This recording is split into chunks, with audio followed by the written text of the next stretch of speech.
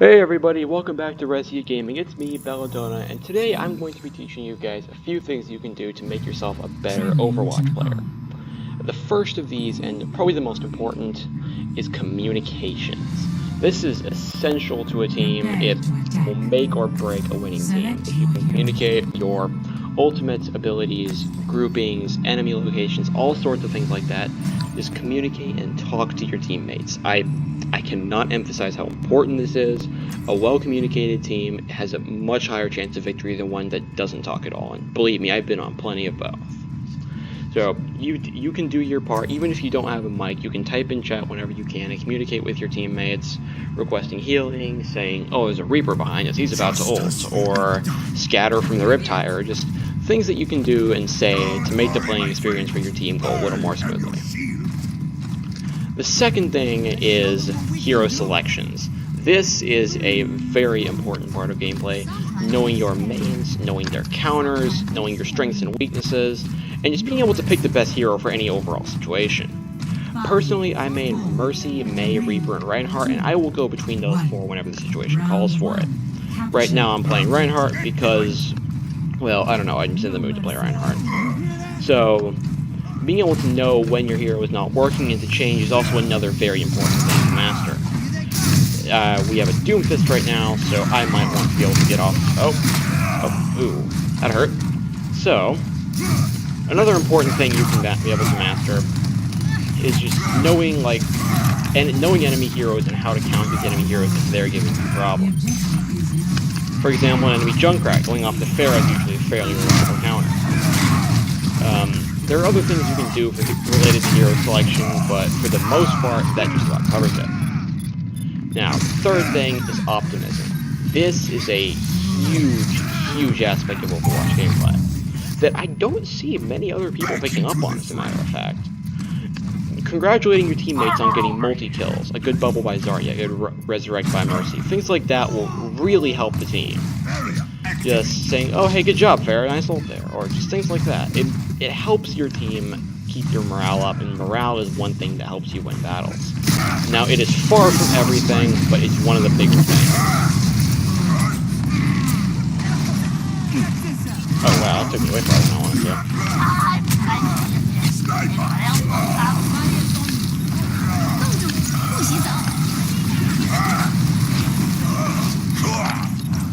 So, back to what I was before I got distracted there. Usually, a good thing to keep in mind when thinking about optimism is congratulating your enemies, not your enemies, congratulating your allies on things that they've done correctly, or vice versa, maybe saying, hey guys, this isn't working, we need to switch out. I know that kind of overlaps to communication, but it's still a very helpful part of gameplay. So, just congratulating your team and saying, hey guys, we're doing great, let's keep up this hold, or just things like that. It's a good way to make sure you maintain your optimism for your team. I've played on many teams that will just start throwing the first 45 seconds to a minute into the match just because they got killed a couple times and it didn't go 100% the way they wanted to. Very bad habit to get into that. Number 4, another important thing is learning how to manage your toxicity and play at your best. I fall victim to this, and it's a large part of the reason I lose most of my SRs, because I don't notice when I'm toxic and I don't always play at my best. I don't mean just play on your quote-unquote good days or whatever. I mean things like sitting up straight, having some water nearby, maybe some snacks, playing with friends, things that will overall improve your want to do good. Playing in a well-lit room, just things like that. It'll help you overall, even if you don't think to see it.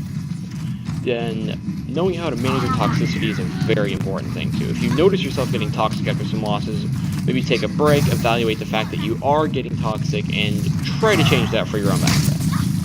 It's not always the easiest thing to do because everyone in Overwatch likes to think they're right, they're the best. I've played this game several hundred hours, I know that stuff. I know how Overwatch players think. But being able to realize when you're toxic and being able to counter that is a vastly important part of gameplay, much more so than most people give it credit for. However, sometimes getting a little toxic can help you because it'll help your team. It'll help you be able to tell your team, hey, we're not doing this right, we need y'all to change stuff up. Which can be helpful if you word it right. If not, you're in a little more of a problem spot. So the last thing, and this is not as important, and it'll come with time, is knowing map and enemy awareness. Being able to track cooldowns, track where enemies are on the map, sensing things like ultimate advantages and respawn advantages when it comes to team fights. Things like that will turn you into a better Overwatch player overall. Being able to say, hey, watch out for the McCree, they probably have their ult, or something like, hey guys, clear out of the way of the Riptire, or just things like that. It's very helpful in determining things like whether you should engage, whether you should poke, if you have the respawn advantage, and if you do, should you utilize it or not, things like that.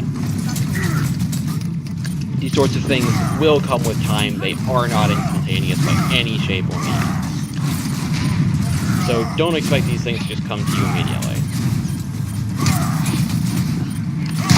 They don't come to me immediately, and they won't come to anyone else immediately. So just make sure you take your time, just learn everything you can about the game, learn about awareness as best you can, and it will make you into a better player overall, I promise. Well, thank you guys for listening to my few tips on how to make y'all better, and I hope you take some of these to heart. I'd be very glad if y'all did. Be sure to subscribe if you want more videos like this. Leave a like, leave a comment, even ring the bell and join the notification squad. Again, the things big YouTubers say at the end of their videos.